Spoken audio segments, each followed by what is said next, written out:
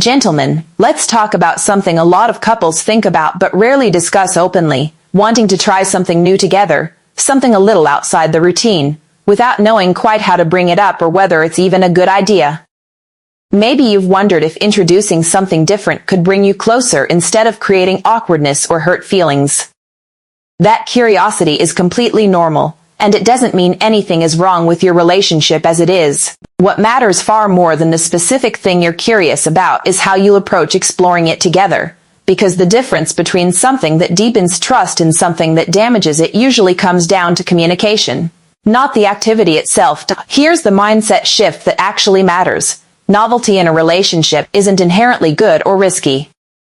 What determines the outcome is whether both people feel genuinely safe, heard, and free to say no at any point, before, during, or after. Couples therapists and relationship researchers consistently point to the same foundation, regardless of what a couple is exploring: clear conversation beforehand, real ongoing consent, and a way to check in afterward.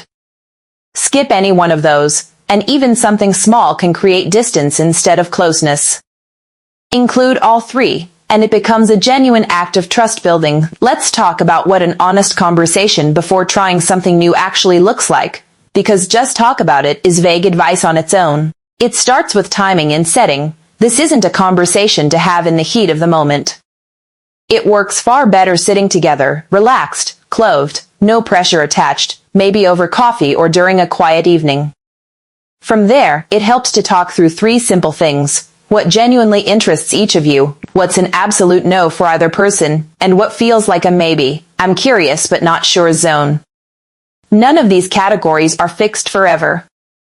They can shift over time, and that's completely normal too. It also helps enormously to agree on how you'll communicate in the moment itself.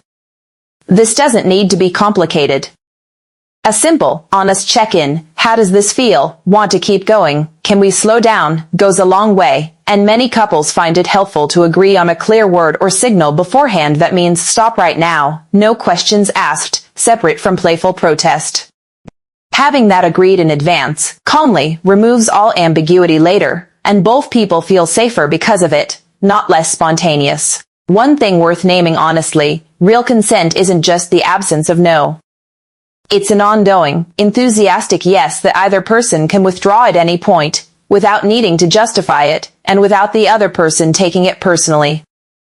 A relationship where that's genuinely understood tends to build more trust over time, not less, because both people know they're never being pressured into staying in something that doesn't feel right anymore. Aftercare matters more than most people realize too, and it doesn't need to be complicated. Simply checking in afterward: how are you feeling, was that good for you? A bit of quiet closeness, water, reassurance, helps both people process the experience together rather than separately.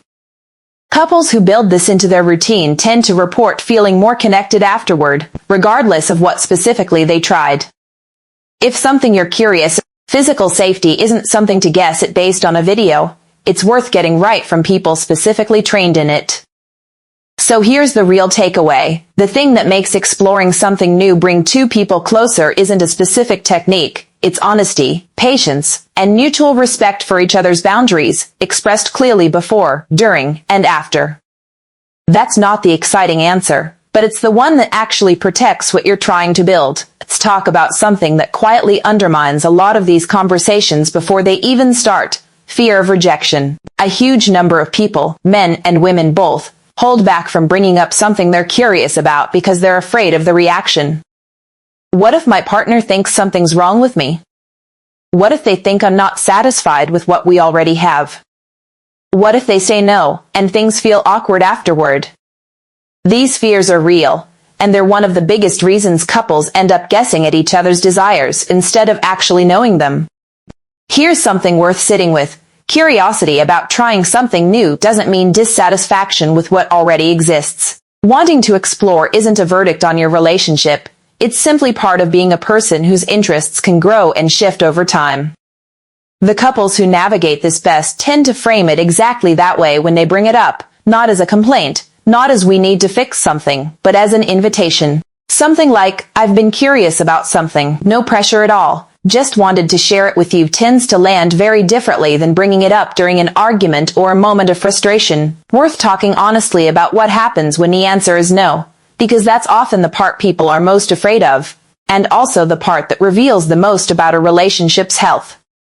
And no to a specific idea is not a rejection of you as a person, and treating it that way tends to create exactly the kind of pressure that erodes trust. The healthiest response to a partner saying they're not interested in something is genuine acceptance, without sulking, without repeatedly bringing it up hoping the answer changes, and without treating it as evidence of a bigger problem. Ironically, the more gracefully a no is received, the more comfortable a partner tends to feel bringing up their own honest thoughts in the future, including things they might eventually be more open to. Pressure, even subtle pressure, tends to shut down the very openness that makes these conversations possible in the first place. Something else worth naming directly: consent conversations aren't a one-time checklist you complete and then move past forever. People change.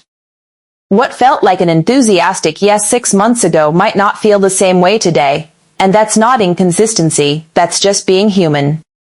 Genuine ongoing communication means checking in periodically, not because trust is broken, but because people and relationships are living things that shift over time. A relationship where partners feel comfortable saying, "Actually, I've changed my mind about something," without fear of conflict is a relationship with a much sturdier foundation than one where past agreements are treated as permanent and unquestionable. Let's also address something that often goes unspoken: the difference between performing enthusiasm and actually feeling it. Sometimes, out of a desire to please a partner or avoid seeming difficult, someone might go along with something while quietly not enjoying it. This is worth taking seriously, because it can happen even in relationships with good intentions on both sides.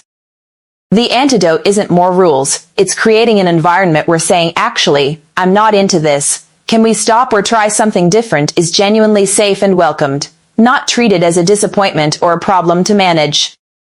If one partner senses hesitation, checking in directly rather than assuming everything's fine is one of the simplest, most respectful things they can do. A simple, warm "you seem a little different right now, everything okay?" can completely change the trajectory of an experience, and it signals attentiveness rather than suspicion. It's also worth talking about how outside factors quietly shape all of this.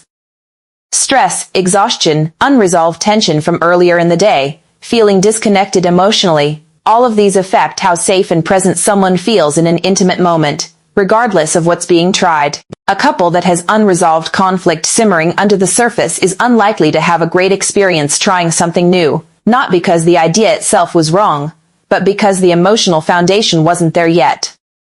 This is why so much relationship advice keeps circling back to the same basics: resolve tension honestly when it comes up, prioritize genuine quality time together, and build a foundation of trust in ordinary daily life. The bedroom rarely fixes what the rest of the relationship hasn't addressed. More often, it reflects it. Let's talk about something practical too: how to actually bring up wanting to try something new if you've never done it before and feel awkward about it. Starting small tends to work better than a big dramatic conversation. Sharing something you found interesting, a podcast, an article, a conversation with friends, and asking your partner's honest reaction can open the door naturally without putting either person on the spot. Framing things as questions rather than declarations helps too. "Have you ever been curious about X?" invites a real conversation, while "I want to try X" can feel like a demand, even when that's not the intention behind it. And giving your partner time to think rather than expecting an answer on the spot respects the fact that these aren't always easy things to process immediately. Someone might need a day or two to sit with an idea before knowing how they genuinely feel about it, and that's completely reasonable.